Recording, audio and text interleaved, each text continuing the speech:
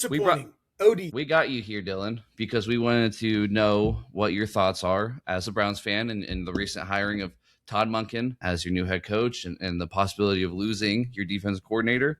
Super Bowl spectacular. How spectacularly excited are you for this hiring? I don't know. I think ultimately the one thing that we needed to maintain through this was Schwartz. I understand how it's a slap in the face to him, but I mean, with the way that the team is, we don't need a defensive head coach.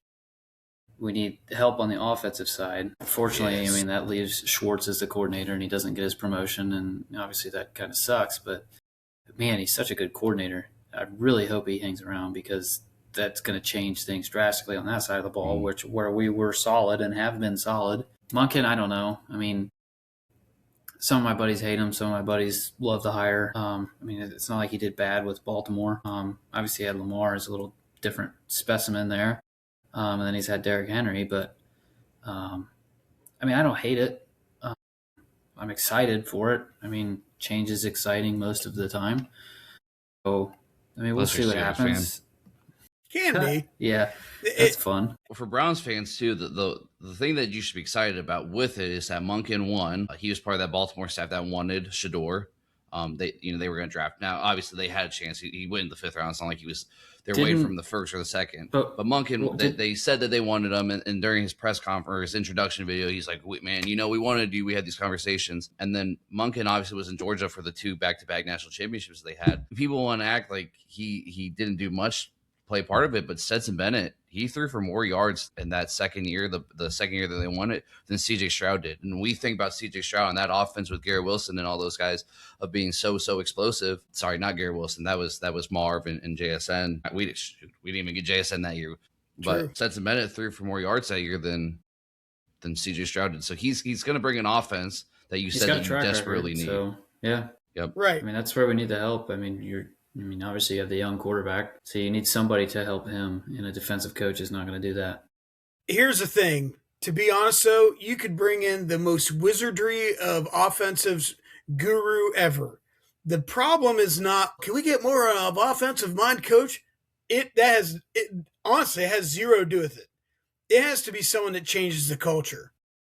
It has to completely take everything and go. It's almost like if the Browns could almost hire Curt Cignetti, that's the kind of guy. In a way, you know what I mean? That someone just says, okay, well, screw you. We're going to do this completely differently because the culture around Cleveland has been so bad. So to change the culture, you have to completely ignore everything that's done before.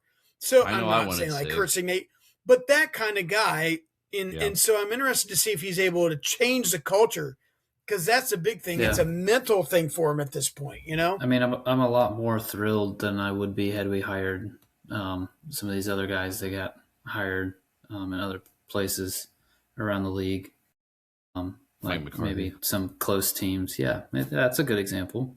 10-8. I hope you enjoy your mediocre seasons, because they are going to continue. Yeah, I cannot wait to go 10-8 and then lose in the first round of the playoffs again. I mean, but I say that, but it's not like we're going to be any better than. Yeah, like who's this? The guy that says we're going 5-12. You better bask in your mediocrity.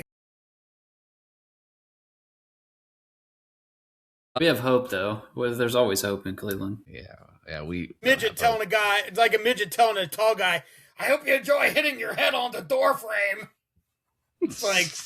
What a stupid thing to say, Dylan. Just kind of the end of the season. Hirings that you liked, hirings that you didn't like. Kind of your say of the NFL heading into the Super Bowl. I mean, I think the way the Bills went about what they did was kind of silly. And then what's McDermott going to do next year? Because coaches are filled. Is he going to go be a D coordinator somewhere? Or? No, I would say he probably goes the McCarthy route, take a year off, and then see what's open next year. He'll get a job. I think he'll be warranted for a job. He'll get a job. Yeah, he got screwed because he got let out so late into the cycle that a lot of the big jobs were obviously filled. The way they went about that was, what they promoted their GM and brought the OC up to head coach, which it seems like Josh Allen liked that. Yeah, Josh Allen's a big Joe Brady guy. So, So, I don't know. Maybe that'll be good for them. Maybe that puts them over the top. I don't know. We'll see. Yeah, I don't know. I like I don't Kubiak to think- the Raiders. I think Yeah, that's that's a good it's going one. to be a good fit. They're going to go get Mendoza. You have your quarterback. You have a head coach. Yep. You got Tom Brady, who people are going. I mean, whether you hate him or love him, Tom Brady knows football, and he knows. I mean, yeah. He's they're going It's to gonna listen. take I know a he's only a lot going 5% for him. owner, but yeah. But that's going to be a project. That's going to take a couple years to get there. Yeah, they're 2 draft you've years got- away from, Yeah, you've got so many and they're pieces loaded already. defensively.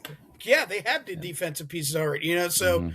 they. Well, and you got Bowers Yeah, and but- Genty on the offensive side too. I mean, you trade away all Right. your wide receivers, but Ashton Jenney, Geno what do they didn't call need him? The backfield stalker, the way he stands. Yeah, Michael Mhm. Myers.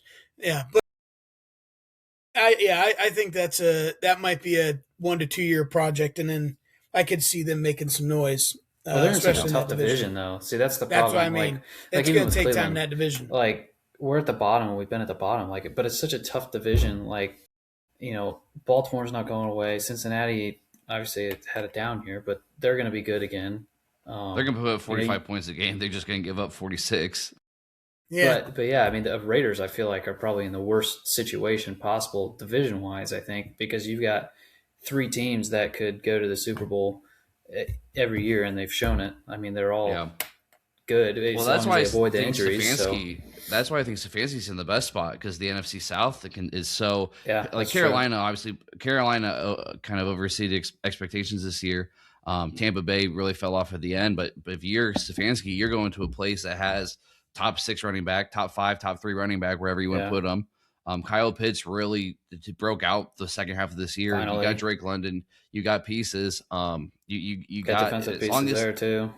yeah, Yep. Penix is obviously the question mark, and Scott and I talked about him last week. If Penix is healthy, though, you got a quarterback. He put himself in the best position by where he went. So Yep. and he's got a great beard. Remember that. he does.